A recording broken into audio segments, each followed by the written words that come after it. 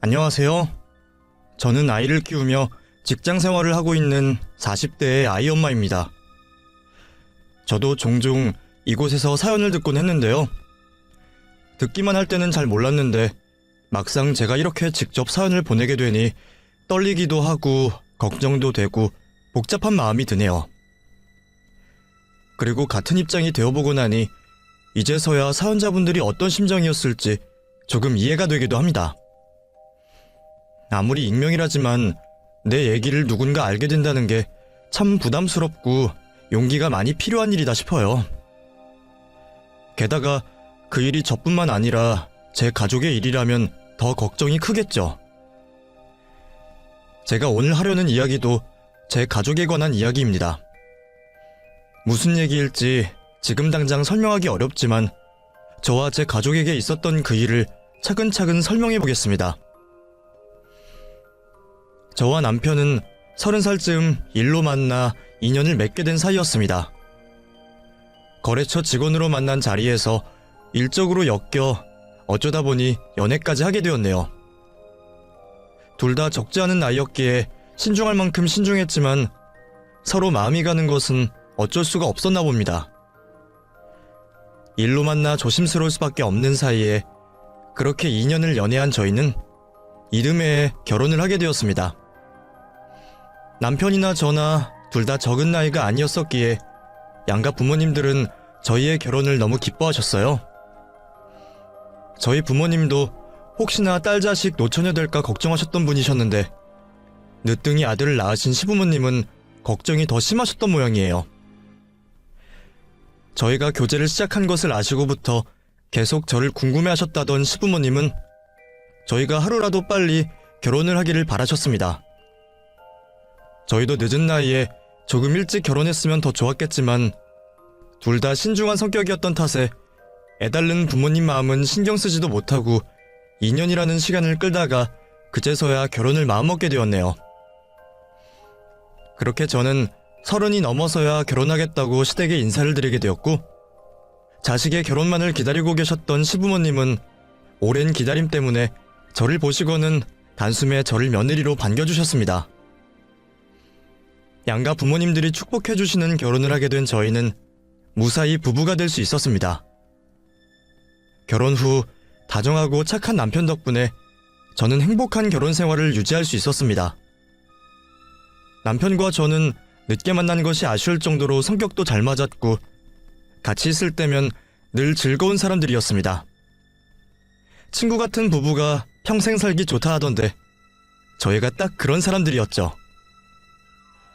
결혼 후에는 붙어있기 바빠서 다른 모임은 잘 나가지 않을 정도로 늘 서로만 보고 살았던 저희였어요. 주변에서도 왜 이제야 만났냐고 할 정도로 금슬이 좋은 편이었죠. 저희가 생각해도 부부간에 문제라 할 게 없고 시부모님도 모자란 며느리에게 아낌없이 잘해주시는 덕에 다른 스트레스도 없었습니다. 그런 저희 부부에게도 유일한 걱정거리가 있었는데 그게 바로 아이 문제였어요. 요즘에야 30 넘어서 첫 아이를 가지는 게 흔한 일이지만 10여 년 전만 해도 30 넘어 아이를 낳는 것은 노산이라는 우려를 듣던 때였습니다. 이미 30이 넘어서 보통에 비해 늦은 결혼을 하게 된 저희는 결혼하고 바로 아이를 가져도 꽤 늦은 편이었어요. 그래서 저희도 이런저런 걱정을 하며 결혼하자마자 아이를 가질 준비를 하고 있었죠. 하지만 저희 바람처럼 임신이 쉽지는 않았습니다. 건강관리에 매번 날짜 계산까지 하면서 신경을 쓰는데도 번번이 아이 소식을 들을 수가 없었습니다. 참 신기한 게 저도 결혼하기 전까지는 아이 욕심은 없다 싶었는데 남편을 만나 결혼까지 한 후로는 어느새 남의 집 아이를 부러워할 정도로 아이가 갖고 싶었죠. 저희도 그런 마음이었는데 어른들은 얼마나 더 바라셨겠어요.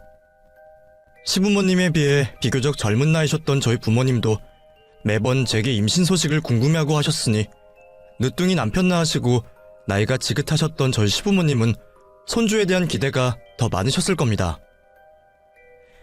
시부모님도 저희 앞에서 대놓고 아이 말씀을 꺼내진 않으셨지만 제가 채기가 있어서 구역질만 해도 혹시 임신은 아닐까 생각하며 놀라시곤 하셨고, 시부모님도 어쩔 수 없이 기대를 하시고 실망을 감추질 못하셨죠. 누구 하나 저희 부부를 탓하는 사람은 없었지만 부모님들이 기대를 하고 계시다는 것이 제게는 또 다른 무게감으로 느껴졌었습니다. 그래도 저는 그런 부모님들의 마음을 이해할 수밖에 없었어요. 저나 남편이나 둘 다 집안의 외동자식들이었으니 부모님들도 유일할 손주 소식을 오매불망 기다리셨을 것을 알았으니까요. 그래서 저는 저희 부부뿐만 아니라 가족 모두의 행복을 위해서라도 하루빨리 아이를 갖는 것이 소원이었습니다. 이미 늦었다 싶은 나이에 1년, 2년 기다리는 것이 점점 더 조바심이 났던 저는 저도 모르게 스스로에게 스트레스를 주고 있었는지도 모르겠어요. 매달 임신 테스트기를 해보면서 어쩔 수 없이 실망감에 속이 상할 수밖에 없었거든요. 남편은 제 생각을 하는지 제게 너무 스트레스 받지 말고 아이가 없으면 그냥 없는 대로 살면 되는 거라고 저를 다독여 주었지만 그때는 남편의 위로도 아무것도 와닿지 않았습니다. 그저 남들은 쉽게 가지는 것만 같은 아이를 저도 꼭 갖고 싶다는 마음뿐이었죠. 그래서 시험과 나이까지 생각을 하게 되었죠. 물론 그것도 생각한다고 마음대로 되는 일은 아니었어요. 비용도 비용이었고 그것도 다 몸을 혹사시키는 일이다 보니 직장 생활하면서 시도하기가 좀 어려웠거든요. 그렇다고 제가 당장 일을 그만두기도 어렵고 이래저래 모든 것이 제 마음 같지 않았죠. 그래서 저도 어쩔 수 없이 그저 기다릴 수밖에 없었습니다. 정말 삼신할머니가 계셔서 제게 예쁜 아이를 점지해 주시기를 바랐어요. 그런 제 바람이 통했던 걸까요? 저는 결혼 4년 차에서야 드디어 아이를 가지게 되었습니다. 너무 오랫동안 바라고 실망을 거듭해서 그런지 임신 테스트기의 선명한 두 줄을 보고도 쉽게 믿을 수가 없었어요. 그래서 다음날 남편과 같이 반차를 내고 병원에 가서 확인하기 전까지는 제 스스로도 반신반의하고 있었습니다. 그렇게 결국 병원까지 가서 임신 확인을 받고 나서야 비로소 우리 집안에 드디어 경사가 생겼다는 것을 알 수 있었습니다. 남편과 함께 병원에서 초음파 사진을 받아들고 나온 저희는 감격의 눈물을 흘렸습니다. 누군가에게는 별 노력 없이 찾아오는 일을 우리는 얼마나 오랫동안 기다렸는지 말이에요. 하지만 혹시나 싶은 생각에 저희는 곧바로 부모님들께 소식을 알리지 못했습니다. 임신을 준비하면서 초기 유산되는 경우가 꽤 많다는 걸 잘 알고 있었기 때문에 괜한 실망을 드리지 않으려 조금 신중하기로 했어요. 그렇게 안정기가 지나고 아이의 성별까지 알고 나서야 양가 부모님들께 저희의 기쁜 소식을 전해드릴 수가 있었습니다. 아이의 성별이 딸이라는 것을 듣고 저희 부부는 참 좋았습니다. 만약 아이를 하나만 낳게 된다면 딸이 좋을까 아들이 좋을까 고민하던 저희의 선택은 늘 딸이었거든요. 뱃속의 아이가 아들이었다면 좀 미안할 일이었지만 저희는 딸이 갖고 싶었고 늦게서야 저희의 바람을 들어주셨다는 생각에 감격스러웠죠. 그렇게 늦게 전한 소식에도 부모님들은 참 기뻐해 주셨어요. 저희가 얼마나 노력했는지 어른들도 잘 아시기에 더욱 그러셨을 겁니다. 사실 그러면서도 저는 왠지 시부모님 앞에서 딸이라는 소식을 전하기가 조심스러웠습니다. 편협한 제 생각에는 저희 시부모님은 옛날 분들이시라 어렵게 남편을 가시었던 시부모님이 손녀보다는 손자를 기다리시지 않으실까 하는 생각이 있었거든요. 그래서 딸이라는 소식을 들으신다면 내심 실망하진 않으실까 싶은 걱정이 있었습니다. 하지만 그런 제 걱정이 무색할 만큼 시부모님은 저희 딸아이의 소식을 참 기뻐해 주셨습니다. 아이고, 이게 무슨 일이야? 우리 집에 드디어 경사가 생겼구나. 그래, 새아가가 고생이 참 많았다. 그동안 임신하겠다고 네가 얼마나 애를 많이 썼냐. 우리도 걱정되면서도 말을 못 꺼냈다만 아무리 그래도 네가 제일 고생이 많았겠지. 장하다. 그래도 이제부터 더 조심해야 해. 임신했으니 먹는 것도 조심하고 산모 건강이 최우선인 건 잘 알지? 네, 어머니. 앞으로 더 신경 쓸게요. 근데 어머니, 혹시 손녀라서 섭섭하지는 않으세요? 오래 기다리셨는데 혹시 아들이기를 바라셨을까봐요. 아? 그게 무슨 소리냐? 어렵게 하던 아이인데 딸이던 아들이던 뭐가 어때서 그래? 나는 그저 드디어 손주 볼 생각에 기쁘기만 하구나. 그리고 요즘에는 딸이 더 좋다 그러지 않니? 우리는 너희만 좋으면 딸이던 아들이던 다 좋아. 시부모님이 그렇게 말씀을 해주시니 저도 다행이다 싶었습니다. 그리고 시부모님은 그 말씀을 증명이라도 하시듯 아직 태어나지도 않은 저희 딸을 위해 참 많은 것들을 준비해 주셨어요.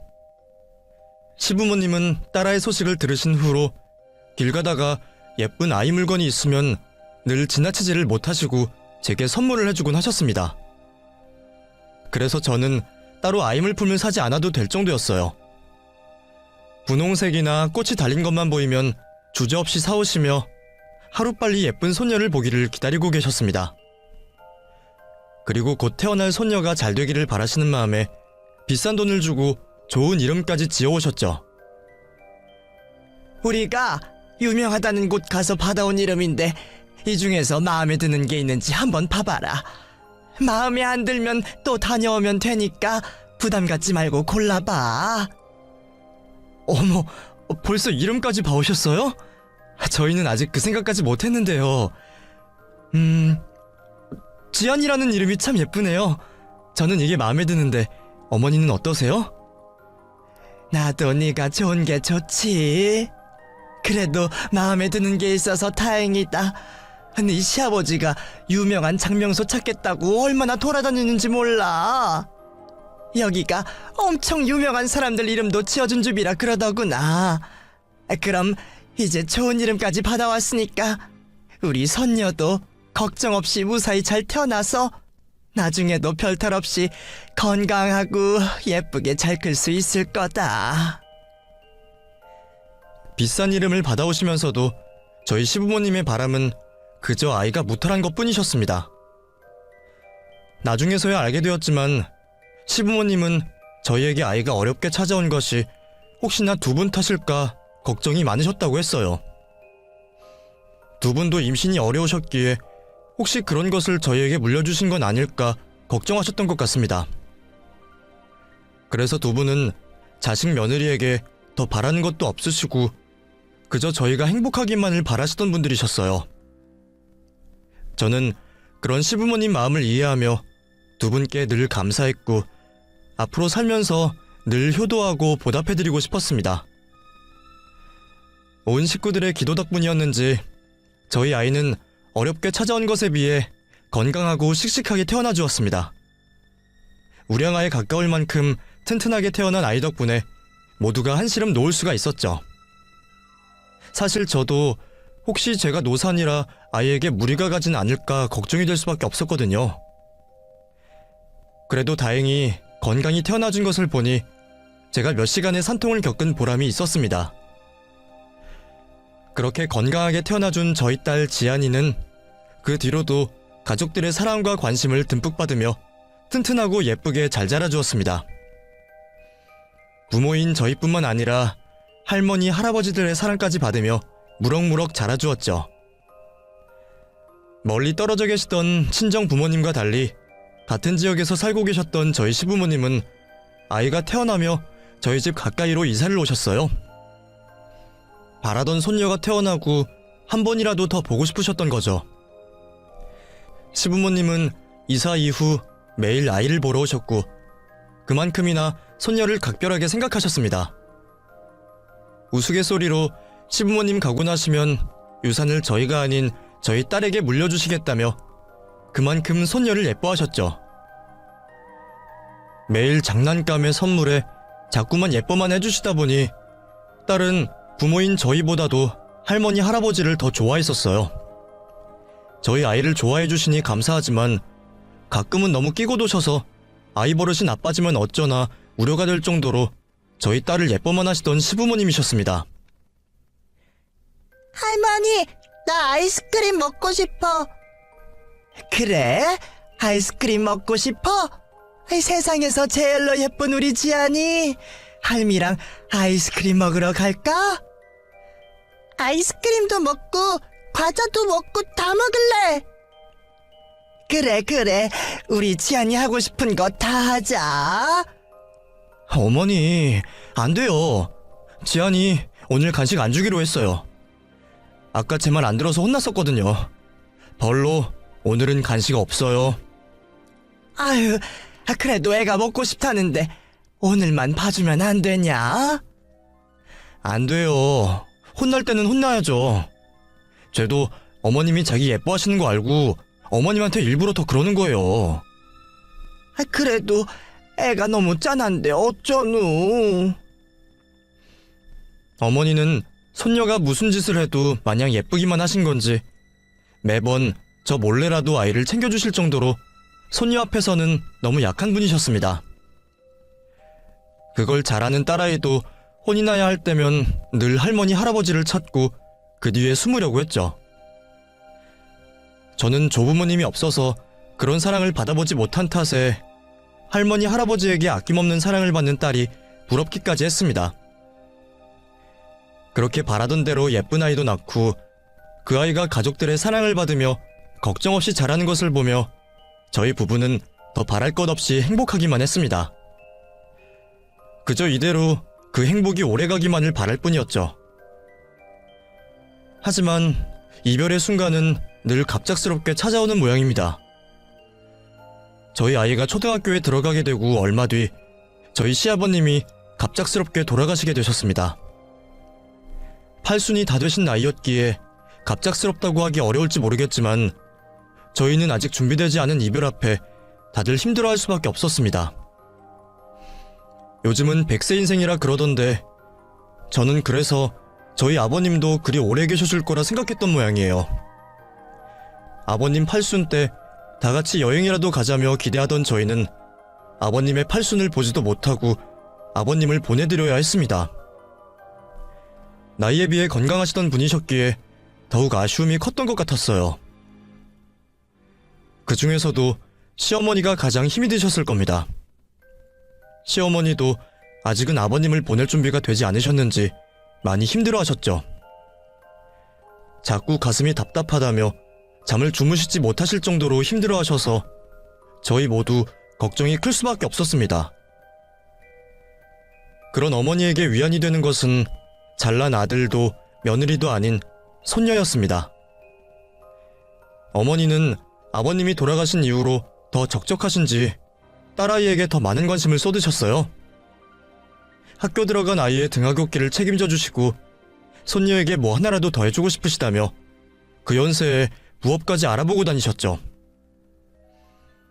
어머니가 괜한 고생이라도 하실까 걱정되어 저희가 뜯어말리기는 했지만 저희는 그래도 손녀를 보시고 다시 일어서시려는 어머니 모습에 다행이라 생각했습니다. 그렇게 시아버지가 돌아가시고 얼마 지나지 않았던 때였어요. 어느 날 저희 딸아이가 학교에서 갑작스럽게 쓰러져 병원으로 실려가는 일이 벌어지고 말았습니다. 아침까지만 해도 멀쩡했던 아이가 학교에서 느닷없이 쓰러졌다는 소식에 저나 남편은 물론이고 시어머니와 지방에 계신 부모님까지 모두 병원으로 달려오셨어요. 아이가 피를 뽑고 온갖 검사를 다 받는 것을 보며 온 가족이 초조해하며 아이의 검사 결과를 기다리고 있었습니다. 제발 별일이 아니기를 바라던 저희 부부는 결국 청천벽력 같은 소식을 전해 듣게 되었습니다. 제 아이에게 원인불명의 난치병이 있다는 의사 선생님의 얘기에 저는 자리에 주저앉을 수밖에 없었습니다. 설마 한 번 쓰러진 것으로 이런 얘기를 듣게 될 줄은 몰랐네요. 그냥 가벼운 빈혈이나 스트레스 때문일 거라 생각했거든요. 하긴 자기 자식이 아플 거라 예상하는 부모는 아무도 없을 겁니다. 그래서 제 아이의 병이 더 이해되지 않았는지도 모르겠어요. 태어날 때도 건강하게 태어났고 자라는 동안 감기 한 번 걸리지 않게 조심하며 키웠던 내 아이에게 원인 불명의 난치병이 생겼다는 것이 믿고 싶지도 않았고 받아들이기도 어려웠죠. 하지만 현실을 회피할 수 없었습니다. 그날 이후 아이는 치료를 위해 매일 병원을 다녀야 했고 학교 생활이 어려워지는 바람에 결국 학교를 관두고 집에서 지낼 수밖에 없었습니다. 그렇게 저희 딸아이는 학교에서 홈스쿨링 신청을 해서 동영상 강의로 수업을 쫓아가며 친구도 보지 못하고 뛰어놀지도 못하고 집에 꼼짝없이 갇힌 신세가 되어야 했어요. 그런 딸아이를 제가 도맡아 챙기고 싶었지만 비싼 치료비 때문에 저희 부부는 일을 그만두고 아이만 돌볼 수가 없었습니다. 학교 가고 싶다고 울고 떼쓰는 아이를 보는 것도 마음이 아팠지만 그놈의 돈 때문에 옆에 있어주지 못해서 너무 죄책감이 컸어요. 그래도 다행히 근처에 계시던 시어머니가 저희 대신 아이를 돌봐주기로 하셨고 그 뒤로 살던 집을 정리하시고 저희 집으로 들어오셔서 아이를 봐주게 되셨습니다. 어머니는 집을 처분한 돈으로 딸아이 치료비를 하라고 말씀해 주셨지만 저희도 자식된 입장에 차마 시어머니의 마지막 재산을 건드릴 수가 없었어요. 지금도 대가 없이 딸을 돌봐주시는 것만 해도 감사한데 그 돈을 치료비로 다 쓰고 나면 어머니의 노후가 힘들어질 테니 말이에요. 그래서 치료비는 저희가 열심히 벌기로 하고 어머니는 저희 대신 딸아이를 잘 챙겨주기로 하셨습니다. 그렇게 저희는 시어머니 덕분에 한시름을 놓을 수가 있었습니다. 그래도 난치병이다 뿐이지 치료 방법이 영 없는 것은 아니기에 저희는 치료를 열심히 받으며 아이가 하루빨리 완치할 수 있기를 기도하고 있었습니다. 저희 딸을 걱정하시는 건 시어머니도 마찬가지셨을 거예요. 시어머니는 아픈 손녀 걱정에 밤잠까지 설치셨고 잠이 들지 못하시며 매일 새벽마다 기도를 하고 계셨습니다. 어머니가 매일 새벽 기도를 하고 계시는 걸 본 저는 어머니가 그토록 바라시는 것이 무엇인지 짐작할 수 있었죠. 그런데 그렇게나 손녀를 위하시고 걱정하시던 어머니가 얼마 뒤부터 갑자기 태도가 돌변하셨습니다. 어느 날 딸아이가 저희에게 이상한 얘기를 하는 거예요. 엄마, 할머니가 이제 내가 싫은가 봐. 나한테 웃어주지도 않고 자꾸 화만 내. 할머니가 그러셨어? 왜 그러셨지? 혹시 지안이가 할머니 말 안 듣고 혼날 짓 했어? 아니야. 나는 가만히 있었는데 할머니가 갑자기 그랬단 말이야. 나 정말 잘못한 거 없어. 아이의 그 말을 듣고도 처음에는 별스럽지 않게 생각했습니다. 손님 앞에서 화내시는 걸 본 적이 없기에 오히려 그래서 아이가 오해하는 건 아닐까 생각했거든요. 워낙 오냐오냐 크던 아이였으니 할머니가 힘들어 굳은 표정을 보이시는 걸로도 괜한 오해를 할지 모른다고 말이죠.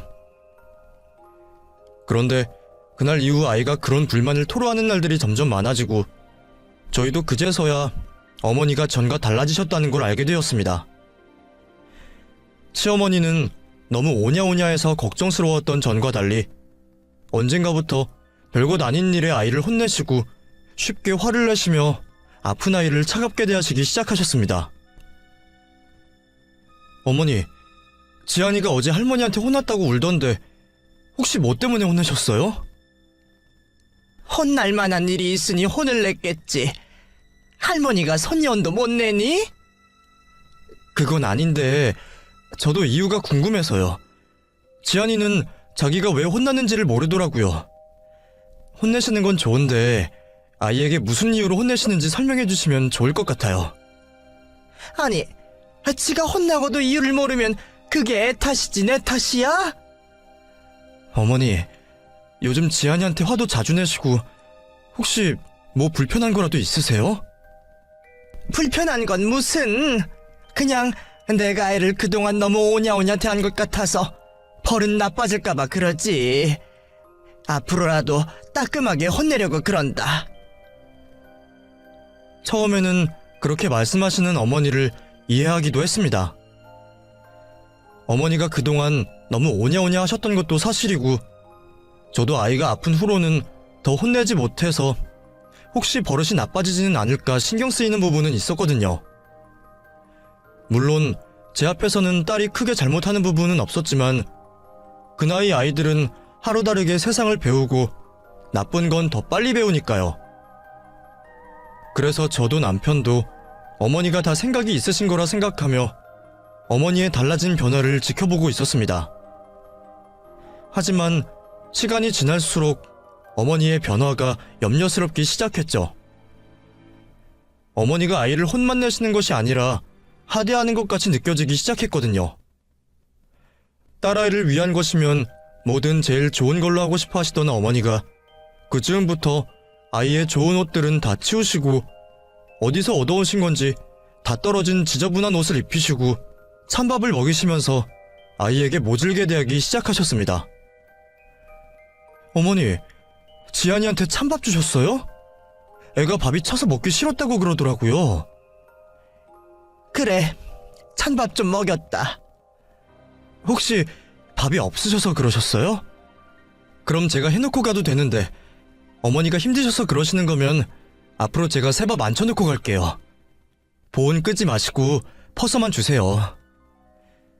뭐 한다고 애를 매번 뜨신 밥 먹이면서 키우려고 그러니? 내가 보니까 너희들도 애를 너무 곱게만 키우는 것 같다. 딸 자식 곱게 키울 필요 없어. 지금도 봐라. 니들이 너무 곱게만 키워서 애가 이렇게 병이 난 거 아니냐. 애들은 적당히 굴리면서 키우는 거지. 그런 건 내가 알아서 할 테니까 너도 신경 쓰지 말아라. 다른 사람도 아니고 시어머니가 그런 말씀을 하시니 저는 당황스럽기만 했습니다. 전에는 오히려 어머님이 너무 곱게 키우시려 해서 도리어 말리던 저희였거든요. 그런데 갑자기 저희가 아이를 너무 곱게 키웠다며 딸 자식에게는 찬밥 먹이는 거라는 심한 말까지 하시는 어머님이 제가 알던 그 어머니가 맞는 건지 무섭기까지 했습니다. 제가 남편에게 어머니와의 대화 내용을 전하자 남편 역시 크게 놀랐죠. 대체 갑자기 왜 그러시는 건지 고민하던 저희는 어머니가 본의 아니게 겪으시게 된 양육 스트레스 때문에 그러시는 게 아닐까 하는 결론을 내리게 되었습니다. 어머니, 혹시 지안이 봐주시는 게 많이 힘드세요? 생각해보니까 저희가 그동안 지안이 걱정만 하느라 어머님 신경을 너무 못 썼다 싶네요. 어머님 나이에 손녀 돌보시는 게 쉬운 일도 아닌데 어머니한테 당연한 듯 맡긴 것 같아요. 그동안 저희가 너무 소홀했어요. 죄송해요, 어머니. 혹시 버거우시면 솔직하게 말씀해주세요. 제가 일을 쉬던가 아니면 저희 부모님께 부탁하던가 다른 방법을 좀 생각해볼게요. 아니다. 사돈이 아직 일하고 계시고 멀리 살고 계시는데 부탁할 수도 없지. 그리고 애 병원비가 한두 푼도 아니라며. 니들 둘 다 일해야 뭐라도 할 거 아니니. 나는 신경 쓰지 말고 니들 일이나 챙겨라. 부담이 크신가 싶어서 말을 꺼내봤지만 어머니는 직접 손녀를 챙기시겠다고 하시면서도 여전히 딸에게 섭섭하게 구셨습니다.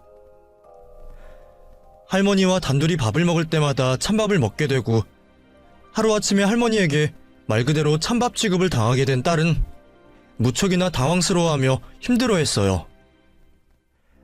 안 그래도 몸이 아프고 학교도 못 가서 힘들었을 텐데 갑자기 그런 취급을 당하게 되니 아이 스스로도 스트레스가 되지 않을까 우려스러웠습니다.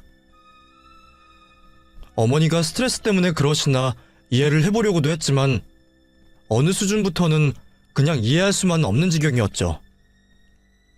아이가 아픈 것만으로도 지치던 저희는 그런 시어머니 때문에 더 힘이 들었습니다. 그러다 결국 남편이 나서서 어머니와 얘기를 나누다가 싸우는 일까지 벌어지고 말았습니다. 힘드시면 차라리 하지 마시라니까요. 왜 자꾸 애한테 못되게 구시면서 옆에 계시려고 하세요? 내가 돌봐준다는데도 뭔 불만이 이렇게 많아. 나도 할머니로서 손녀 양육하는 방식이 있는 거지. 찬밥 좀 먹이고 쓴소리 좀 한다고 애가 어떻게 되기라도 하냐? 우리 때는 먹을 게 없어서 길에서 풀쪼가리 뜯어먹고 자랐고 집에서 쌍욕 먹고 자랐어도 잘만 자랐다. 내가 저번에도 말했지만 애가 아픈 것도 다 니들이 너무 오냐오냐 길러서 이렇게 된 거야. 그것만 아니었어도 애가 별탈 없이 잘 자랐을 텐데 온실 속에서 키우면 밖에서 어떻게 잘 자라겠니? 그건 아이 부모인 저희가 생각할 일이죠. 그걸 왜 엄마가 엄마 마음대로 하시고 자꾸 애한테 상처를 주시냐고요. 풀 뜯어먹고 자란 그 시절이랑 지금이랑 같습니까? 요즘 애들은 섬세해서 그렇게 하시면 평생 지울 수 없는 상처가 된다고요. 그리고 저희보다 유난히셨던 분이 누구신데 저희가 곱게 키워서 병이 났다고 하세요. 저야말로 어머니를 도저히 이해할 수가 없네요. 아무튼 앞으로 지안이한테 찬밥 먹이지 마시고 화 좀 내지 마세요. 저도 이제 더는 안 참습니다. 부모님 앞에서 화 한 번 낸 적 없는 효자였던 남편이 아이 일로 시어머니와 크게 다툰 이후 어머니도 저희 앞에서는 아이에게 화도 내지 않으시고 조심하는 듯 보였습니다. 그러면서도 저희는 여전히 걱정이 되었지만 그렇다고 시어머니 말고 다른 곳에 아이를 맡길 수도 없었고 저희로서도 별다른 도리가 없었습니다. 그저 하루빨리 아이가 병을 이겨내고 모든 것이 제자리로 돌아가기만을 바라는 수밖에 없었죠. 그렇게 한동안 별 문제 없어 다행이다 싶었던 어느 날이었어요. 남편이 일 때문에 2주간 해외 출장을 가게 되었고 집에는 저와 어머니와 제 딸만 남게 되었습니다. 저도 평소와 다름없이 매일같이 출퇴근을 반복하고 있었고 퇴근 후에도 틈틈이 아이의 병에 대해 공부하며 여러 치료 방법을 찾아보고 있었습니다. 남편이 출장을 가고 며칠이나 지났을까 딸아이가 자기 전에 제게 이런 말을 하더군요. 엄마, 나 할머니 싫어. 이제 할머니 가라고 하고 우리끼리만 살면 안 돼? 응? 왜 그래? 할머니한테 또 혼났어? 그래도 할머니가 지안이 돌봐주시잖아. 할머니도 지안이 잘 되라고 혼내시는 걸 거야. 아니야. 할머니는 그냥 내가 싫은 거야. 내가 아파서 귀찮아서 싫어하는 거야. 나한테 또 찬밥 주고 나는 함부로 커야 한다고 말했어. 뭐? 할머니가 정말 그렇게 말씀하셨어? 남편과 한바탕 하신 이후로 다시 조심하시는 줄 알았는데 남편이 출장을 가서 그러신 건지 어머니가 다시 딸아이에게 찬밥을 주셨다는 겁니다. 게다가 아이 앞에서까지 함부로 키워야 한다느니 그런 상처되는 소리를 하셨다는 거예요. 아이 입에서 그 얘기를 듣는데 그동안 시어머니께 죄송해서 아무 말 못했던 저도 그 말은 도저히 참을 수가 없었습니다. 할머니가 싫다며 투정 부리는 아이를 겨우 재워두고 어머니에게 가서 따져 물었죠. 어머니, 지안이한테 또 찬밥 주셨어요? 그리고 지안이 앞에서 함부로 키워야 한다고 그러셨어요? 그래, 내가 그렇게 말했다. 어머니, 안 그러기로 약속하셔놓고 왜 또 그러세요? 제가 힘들면 말씀을 하시라고 했잖아요. 왜 자꾸 잘못도 없는 애를 괴롭히시는 거예요? 니들이 뭘 안다고 그런 소리를 해. 내가 괴롭히긴 누굴 괴롭혀? 그런 말씀하시는 게 괴롭히는 거죠. 애가 상처받고 울잖아요. 할머니를 제일 좋아하던 애가 이제는 할머니랑 같이 살기 싫다고 그러네요. 이런 말씀 들으시는 어머니는 좋으세요? 뭐라고? 걔가 그런 말을 했어? 어이구, 내가 지한테 잘해준 건 하나도 기억을 못하고 그 말 몇 마디 하고 찬밥 좀 먹였다고 이제는 내가 제일 싫다고 그래? 거봐라, 내가 그럴 줄 알았다. 이래서 딸 자식 키워봐야 소용없다고 그러는 거야. 이러는데도 내가 걔를 계속 오냐오냐 해야겠냐? 저 잘되라고 내가 얼마나 용쓰는 줄도 모르고 지 할머니한테 그딴 소리를 하고 있어. 니들이 애를 그렇게 키운 거야. 내 말대로 엄하게 키워야 한다니까 말을 듣지도 않고 말이야. 어머니, 아무리 그러셔도 말이 되는 걸로 혼을 내셔야죠. 지금 설마 딸이라서 함부로 키워야 한다 이 말씀이세요? 너까지 왜 이러냐? 나도 다 생각이 있어서 이러는 거지. 내가 괜히 그러겠어? 그러니까 대체 왜 이러시는지 제대로 말씀을 해주셔야죠. 지안이는 자기가 아무것도 잘못한 게 없다고 그러는데 갑자기 할머니가 화만 내고 찬밥만 주고 그러면 어떻게 생각하겠어요? 저희도 어머니가 갑자기 왜 이러시는 건지 전혀 모르겠는데요. 어머니, 저도 그이도 이제 더 이해 못 해드려요. 이러다가 애아빠랑 또 싸우고 싶으세요? 혼내시는 건 이해할 테니까 제발 밥이라도 따뜻하게 먹여주세요. 안 그래도 아픈 애한테 너무 하시는 거 아니냐고요. 제가 어머니께 호소하던 말도 해보고 당부도 드려봤지만 어머니는 대체 무슨 생각이신지 이후로도 남편의 출장 기간 동안 딸에게 계속 찬밥을 먹이셨습니다. 그래도 매는 안 들어서 다행이라 해야 할지요.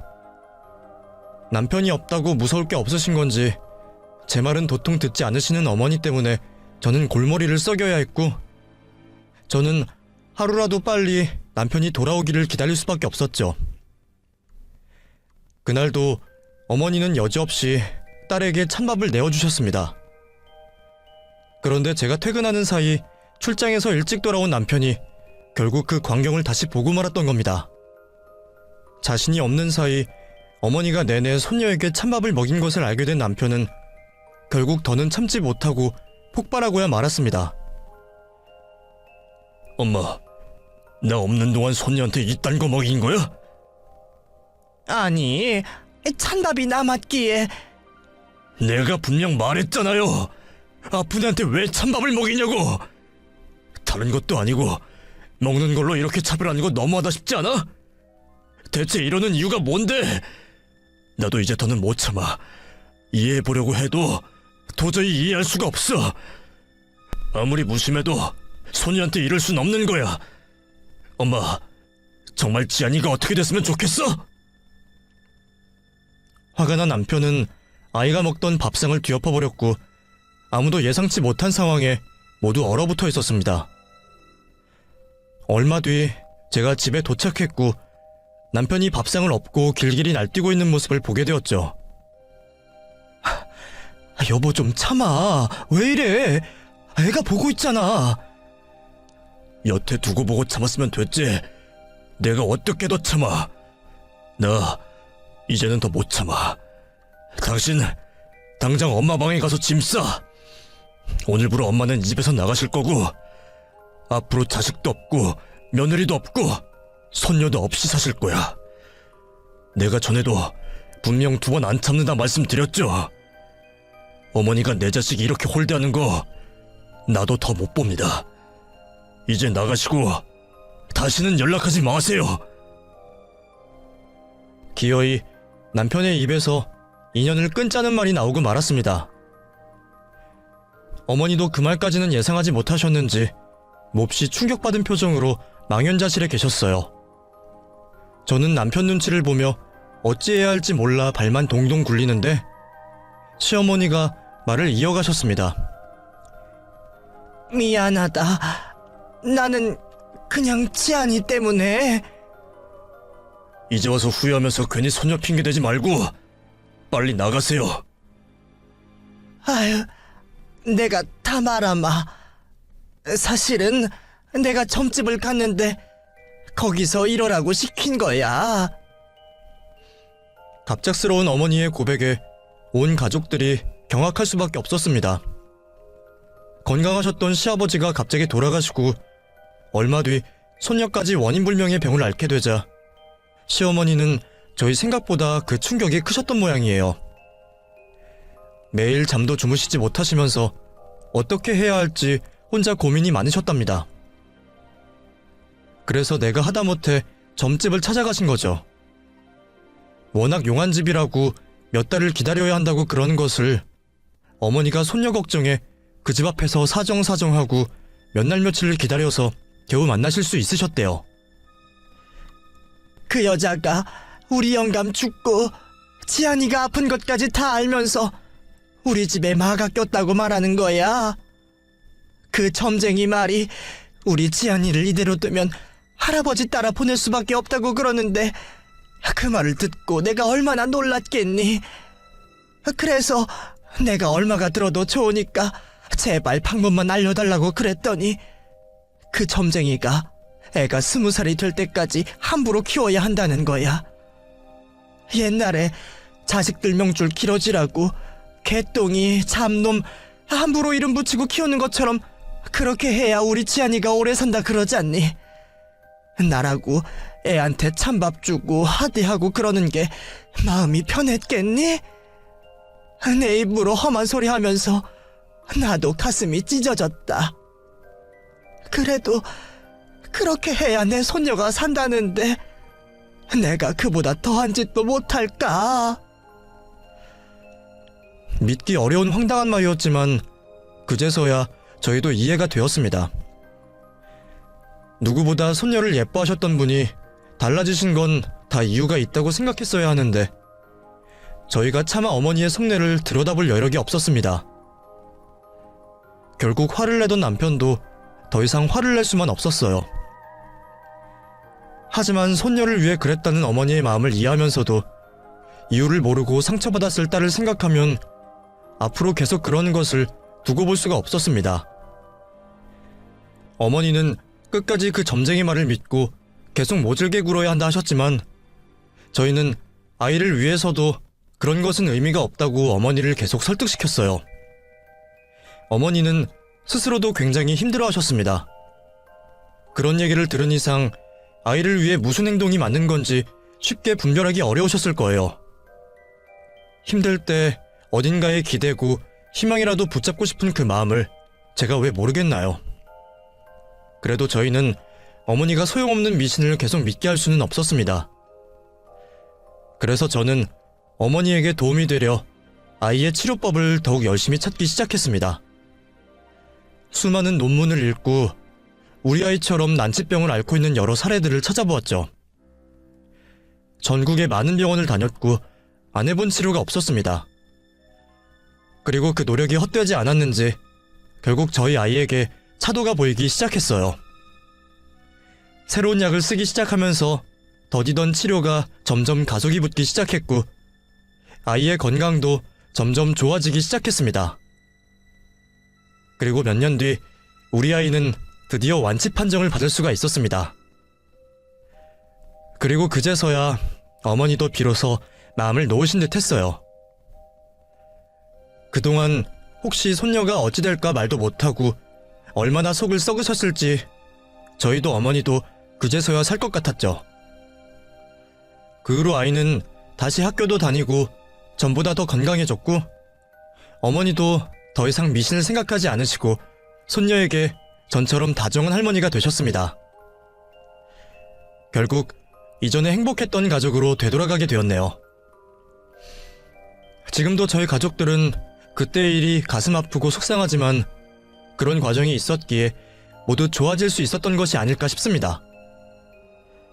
그리고 그때 제가 어머니를 조금 더 알아들였다면 오해가 생길 일도 없지 않았을까 싶은 생각이 드네요. 그래서 앞으로 어머니에게 더욱 잘하고 효도하며 살겠습니다. 저와 제 가족의 얘기를 들어주신 분들께 모두 감사드리며 모든 집안이 화평하시기를 바랍니다. 감사합니다.